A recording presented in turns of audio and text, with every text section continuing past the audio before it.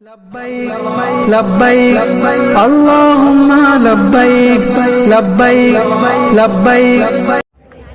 السلام علیکم نحمده ونصلي على رسول الكريم أما بعد قال النبي صلى الله عليه وسلم خيركم من تعلم القرآن علما. الہی رونق اسلام کے سامان پیدا کر، الہی رونق اسلام کے سامان پیدا کر، دلوں میں مومنوں کے الفت قرآن پیدا کر. سامان اکرام قرآن کریم دنیا کی مقدس ترین کتاب ہے جسے اللہ تعالیٰ نے اپنے آخری پیغمبر پر آخری کتاب کی شکل میں نازل فرمایا. قرآن کریم سے پہلے دنیا کی جو حالت تھی وہ ناقابل بیان ہو، لیکن یہ قرآن پاک کا ہی ماجرا تھا کہ اس کے آتے ہی دنیا میں انقلاب آ گیا. کفر و شرک کی تاریکیاں چھٹنے لگی، ظلم و ستم کی آگ بجھنے لگی.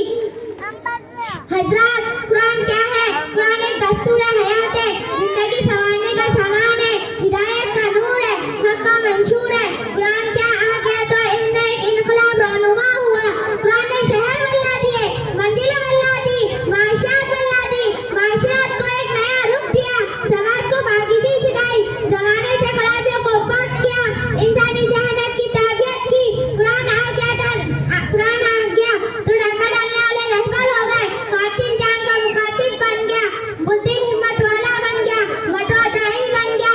جو قطرہ تھا وہ سمندر بن گیا، جو پیاسا تھا وہ ساقی بن گیا، جو جاہل تھا وہ عالم بن گیا، اور جو لوہا تھا وہ جو فارس بن گیا.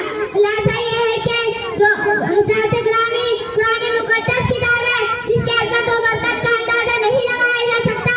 یہ قرآن ہی کی برکت ہے جس نے حضرت ابو بکر کو صدیق اکبر بنا دیا، حضرت عمر کو فاروق اعظم بنا دیا، حضرت عثمان غنی کو ذو النورین بنا دیا، اور حضرت علی کو مرتضی حیدر کرار بنا دیا. صحابہ اکرام کو رضی اللہ عنہ اور رضی اللہ عنہ کا بے مثال مخاطب بنا دیا. مگر خلاصہ یہ ہے کہ جو قوم بھی قرآن سے اجڑی اور قوم بھی مقدس ہو گئی، جو لوگ نہ قرآن سے چلے لوگ کی نگاہ میں پسندیدہ بن گئی. قرآن سے رہا جڑی تو لوگوں کا پیار ہو گیا. قرآن سے کوئی کپڑا چلا کر جیتان بن گیا تو اس کی عزت بڑھ گئی. اس لیے حضور صلی اللہ علیہ وسلم نے فرمایا ان اللہ یرفع بہذا الکتاب اقواما لا یدعو بآخری، یعنی اللہ تعالیٰ اس کتاب کے ذریعے بہتوں مقاموں کو بلند اور عظمت فرماتے ہیں اور بہتوں کو ذلیل اور رسوا کر دیتے ہیں. حضرات، ہمارا ایمان ہے کہ دنیا میں قرآن مجید جیسی کوئی کتاب نہیں، نہ کوئی اس کا مقابلہ کر سکتا ہے. قرآن کی ایک آیت تو کیا کوئی ایک سورت بھی بنا کر نہیں لایا جا سکتا. قرآن کا یہ چیلنج ہے، کل بھی تھا آج بھی ہے اور تا قیامت باقی رہے گا. جس طرح عرب کے زباندانوں نے قرآن کی فصاحت اور بلاغت کے سامنے گھٹنے ٹیک دیے، قیامت تک ہر کوئی قرآن کے سامنے عجیز و بے بس ہوتا رہے گا. مگر بڑی افسوس کی بات ہے کہ ہم مسلمانوں نے قرآن کے ساتھ وہ جو ظلم کیا وہ دنیا کی کسی کتاب کے ساتھ نہیں کیا گیا. وہ قرآن جو دل مومن کے لیے نور بن کر آیا تھا، جو خبر کا چراغ ہے، جو کتاب ہدایت ہے، ہم نے اس پر چلنے کے بجائے فقط اصل ثواب اور مردوں کی بشکنے کی کتاب بنا دی.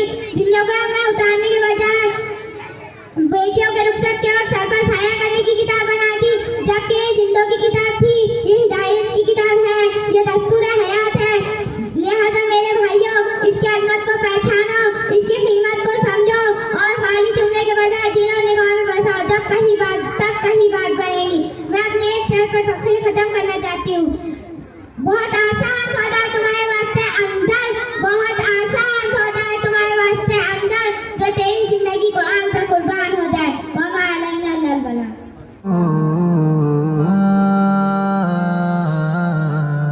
الحمد لمن قدر خيرا وخبالا.